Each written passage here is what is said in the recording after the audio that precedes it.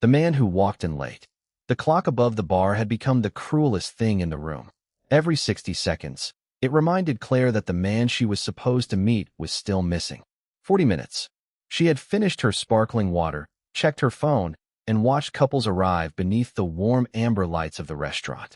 Claire hated being stood up, especially after agreeing to a blind date she never wanted. Her friend had promised that Daniel was successful, intelligent, and dependable, a man who never kept anyone waiting. Claire glanced at the empty chair. Dependable, she muttered. Then the restaurant doors suddenly swung open. A man stumbled inside, breathing hard, his dark jacket wrinkled, his hair damp from the cold night. "I'm sorry. I'm so sorry, Daniel." He looked nothing like the polished photograph she had been shown. An elderly woman leaned heavily against his arm, her silver hair tucked beneath a wool scarf. Her hands trembled as she looked around the crowded dining room. Daniel hurried toward the table. "Claire." "Yes. I'm Daniel. I know I'm late. I should have called. I'm sorry."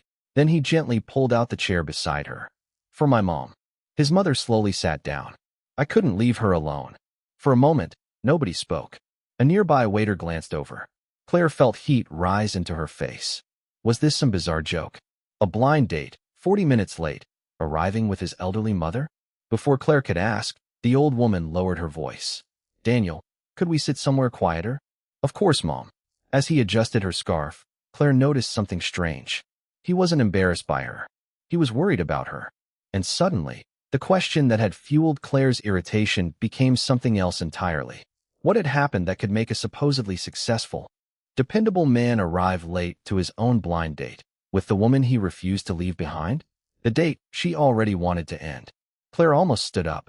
Instead, she watched Daniel settle his mother into the chair, place a folded napkin beneath her trembling hands, and quietly ask the waiter for a menu. "Nothing expensive," he said. "Soup is fine. And something soft for her." Claire blinked. This was the successful, dependable man her friend had described. Daniel didn't even look at the wine list. He checked his mother's medication, adjusted the back of her chair, and asked whether she was warm enough. When her fingers struggled to hold the spoon, he gently took it from her and cut her food into smaller pieces. Claire tried not to stare. Maybe he was irresponsible. Maybe he had lied about his life. Maybe bringing his mother was some strange attempt to make her feel guilty for wanting to leave. Finally, she asked, "Why did you bring her?" Daniel looked at her. "Because she needed me more than I needed this date." The answer surprised Claire. "That doesn't make sense," she said. "You could have canceled." "I tried. And my mother told me to go." Claire looked at the elderly woman. Daniel smiled tiredly. She knew how much effort went into arranging this. She said being old doesn't mean she should ruin her son's chance at happiness. For the first time, Claire felt her certainty slipping. There was no arrogance in his voice, only exhaustion. She studied him. The worn jacket, the cracked phone, the way he watched his mother between sentences. Nothing about him matched the image she had been given. Then the elderly woman suddenly stopped eating. Her eyes had fixed on Claire's hand, more precisely, on her gold ring. The color slowly disappeared from the woman's face. "Where?" she whispered. "Did you get that ring?" Claire instinctively covered it with her other hand. "My grandmother gave it to me." The woman stared at her. She said nothing. Then she looked at Daniel. Whatever he saw made his smile disappear. The woman with the expensive ring. Claire slowly lowered her hand beneath the table. "My grandmother gave it to me," she said. "She wore it for years." Daniel's mother stared at the ring as though it had suddenly opened a door to a place she had spent decades trying to forget. What was her name? Claire hesitated. Eleanor Bennett. The old woman's face went completely pale. Daniel noticed. "Mom." She shook her head quickly. "It's nothing. It doesn't look like nothing." "I said it's nothing." Claire watched them both. Something had changed. A moment earlier, this had been an awkward blind date. Now it felt as though she had accidentally walked into the middle of a conversation that had started long before she was born. "How did you know my grandmother?" Claire asked. The elderly woman looked away. "I didn't." The answer came too quickly. Claire turned toward Daniel. "Did you know who I was before tonight?" "No." "Did someone arrange this?" Daniel frowned. "I told you. I've never met you before." Claire wanted to believe him.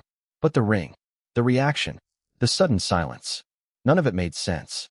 She pushed her chair back slightly. "I think I should leave." Daniel didn't stop her.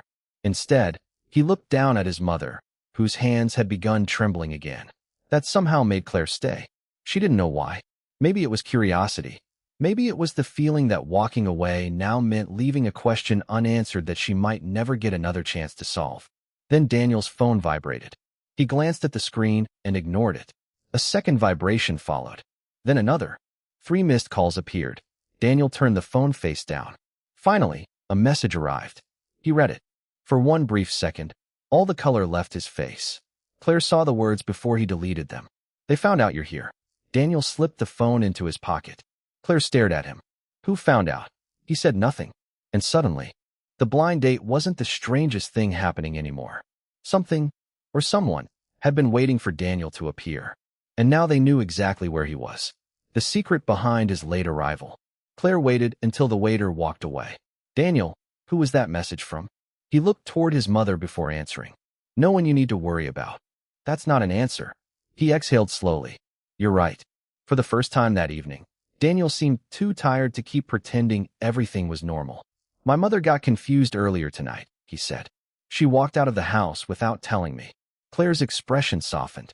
I found her several streets away. It was cold. She didn't know where she was. He looked down at his hands. I brought her home, made sure she was warm, gave her what she needed, and called to cancel this date. His mother interrupted quietly. I told him not to. Daniel gave her a tired look. Mom, you had already promised to come. Claire stared at him. The irritation she had carried into the restaurant was beginning to feel unfair. He hadn't been late because he didn't care. He had been late because, when the choice came down to his own plans or his mother's safety, there hadn't really been a choice at all. Still, something bothered her. The man sitting across from her looked nothing like the successful professional she'd been promised. His jacket was worn at the cuffs. His car keys were scratched and faded. His phone had a cracked screen held together by a thin protective case. Claire finally asked, What exactly do you do? Daniel paused. I used to work in finance. Used to. He looked away. Before he could answer, his mother quietly spoke. He doesn't work there anymore. Daniel's head snapped toward her. Mom. She lowered her eyes. Claire leaned forward. Why? Daniel said nothing. The silence was louder than an answer. Claire remembered the message. They found out you're here. She remembered the ring, the fear in his mother's face. Now there was another mystery. What had happened to the successful career Daniel once had? Why had he left it? And why did his mother look as though telling Claire the truth might put all 3 of them in danger? The man who gave everything away. Claire didn't ask again immediately. She watched Daniel pour water into his mother's glass, then patiently wait until her hands stopped shaking. Finally, he spoke. I was supposed to become a vice president. Claire looked at him. At the company? He nodded. For a moment, she imagined the life he must have had. A corner office high above the city. Expensive suits.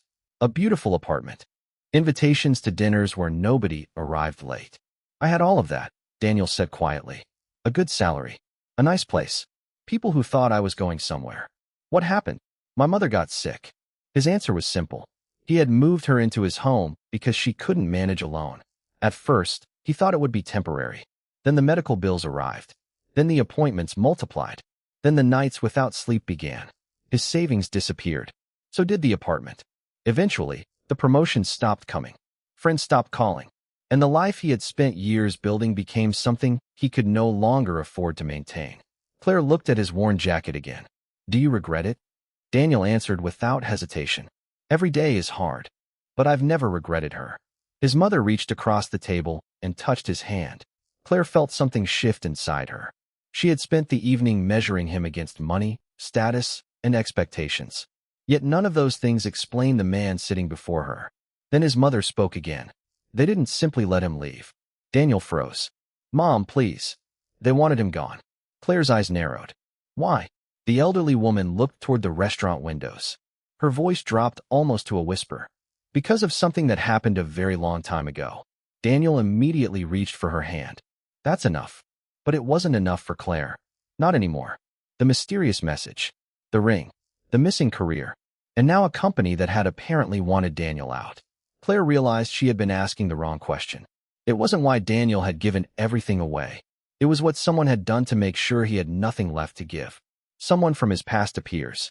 The restaurant doors opened again. Claire barely noticed at first. Then Daniel did.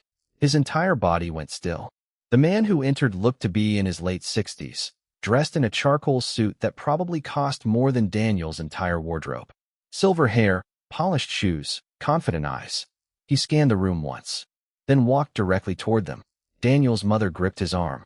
"Victor," she whispered. The stranger stopped beside their table. "Mrs. Hale." Claire looked between them. "You know each other?" Victor smiled without warmth. "It's been a long time." Daniel stood. "What do you want?" Victor ignored him and looked at his mother. "You never did like unfinished business." Her fingers tightened around Daniel's sleeve. Victor placed a slim envelope on the table. "Your son has been offered an opportunity to return." Daniel didn't touch it. "To my old position? Something better." Claire stared at Victor. Why would a powerful executive suddenly offer Daniel his career back? Victor leaned closer. "There is only one condition." Daniel's expression hardened.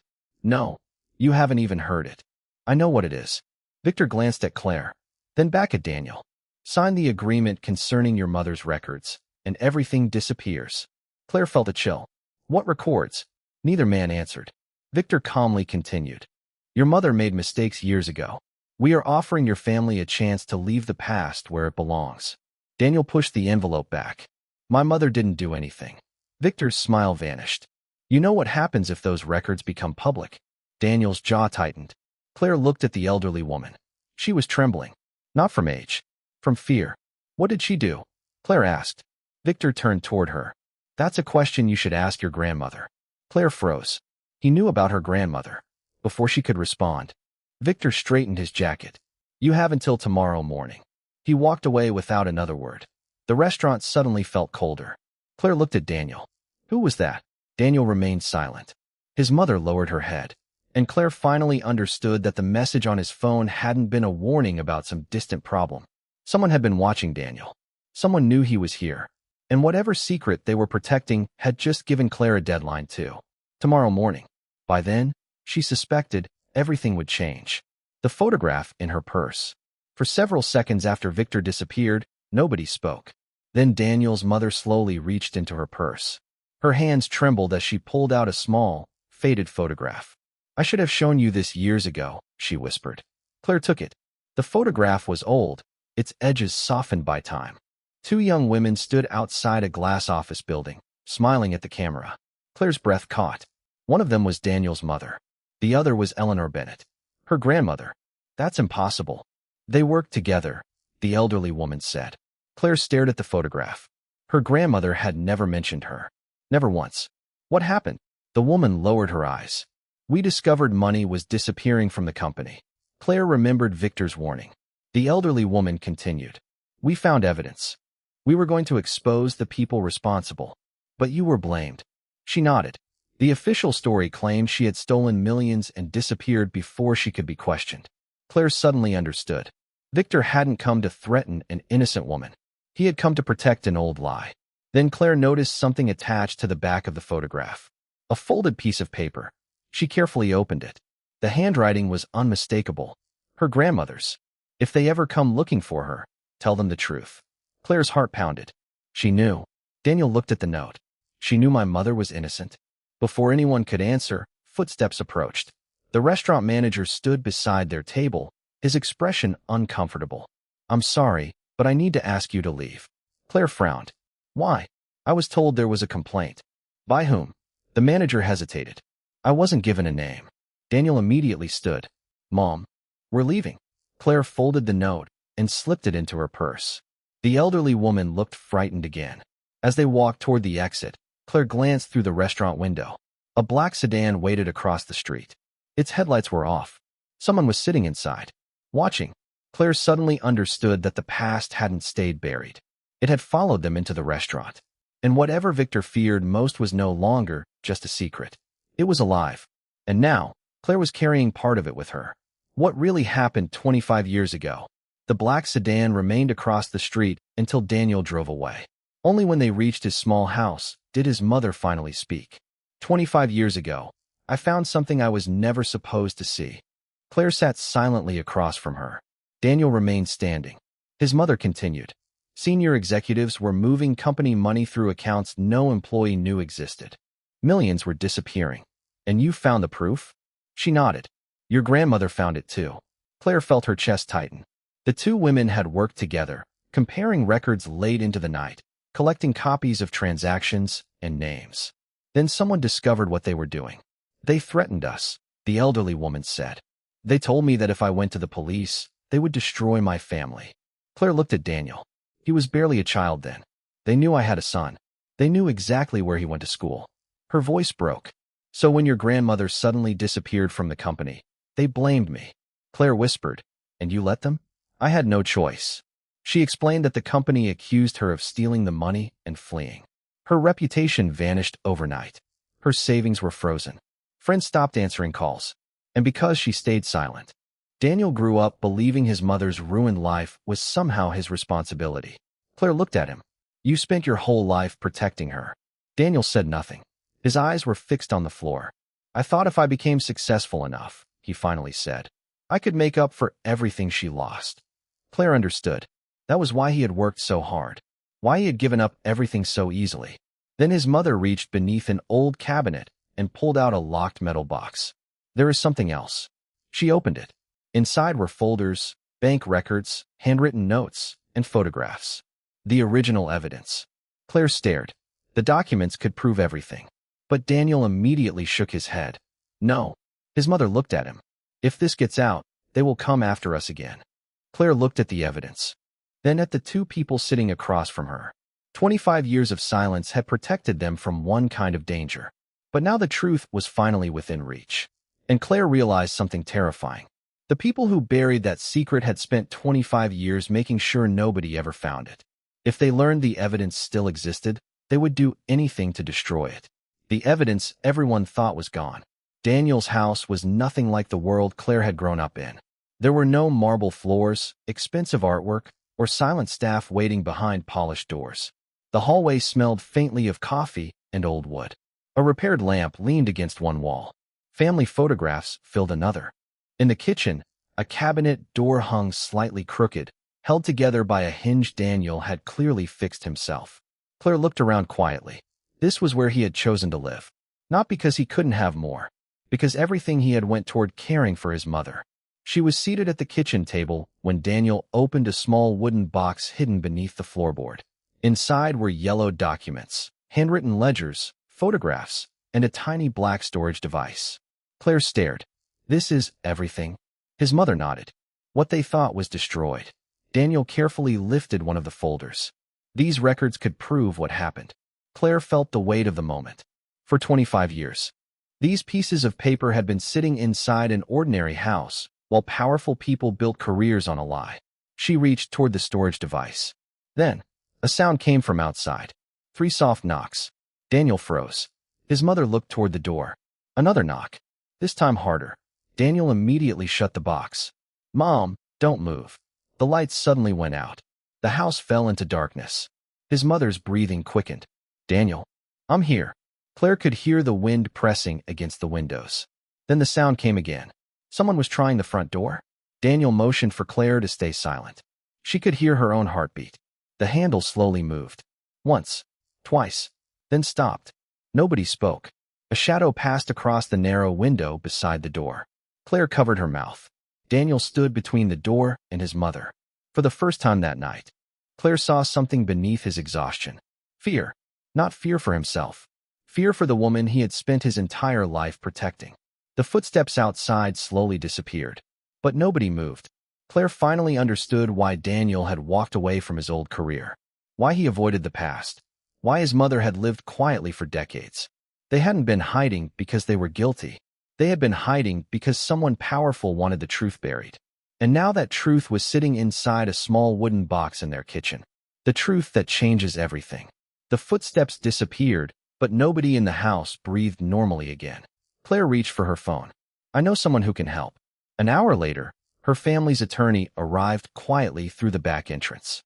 He examined the documents beneath a single lamp while Daniel stood behind his mother, watching every page. Then the attorney stopped. Where did you get these?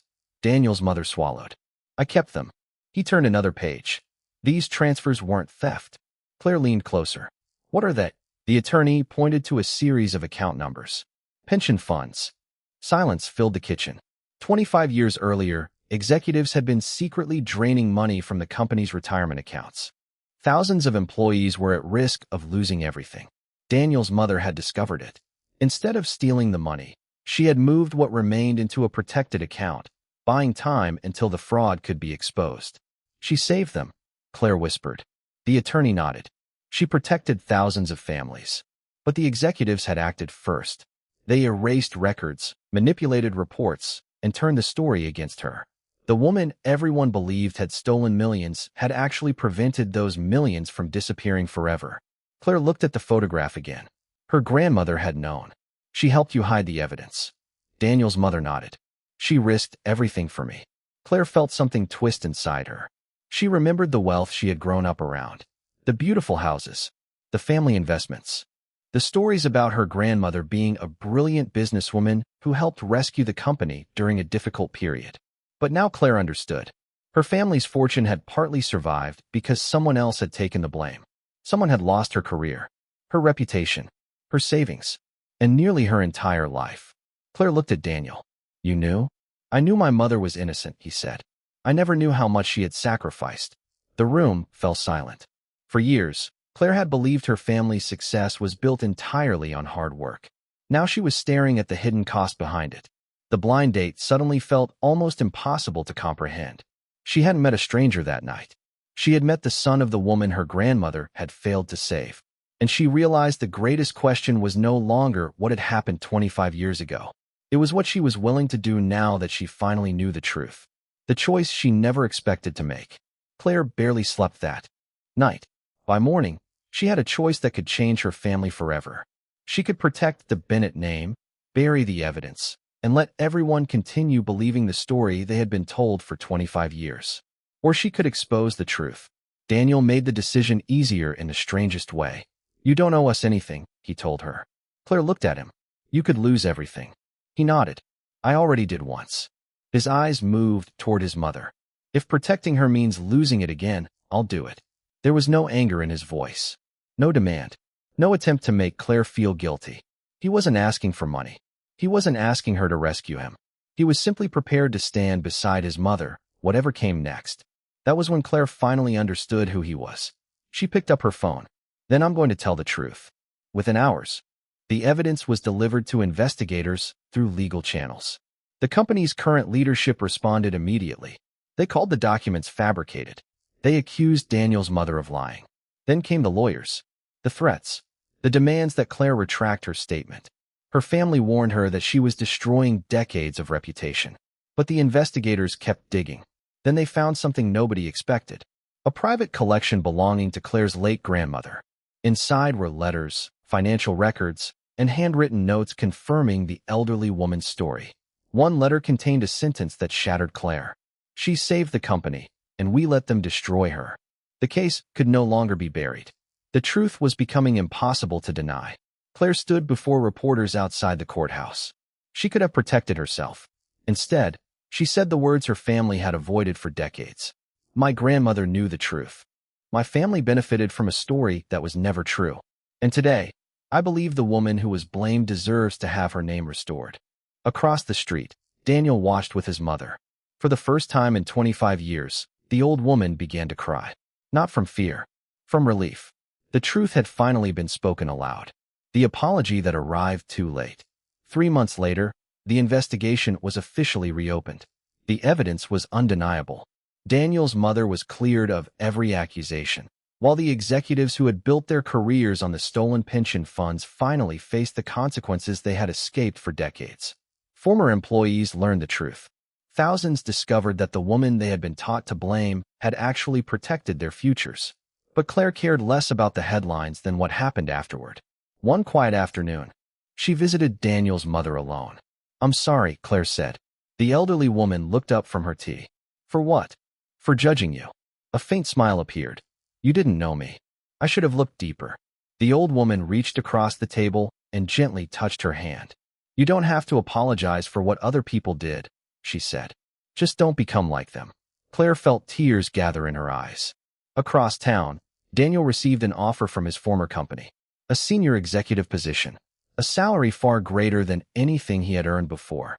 He read the offer twice, then closed the envelope. His mother looked at him. You don't have to refuse because of me. I know.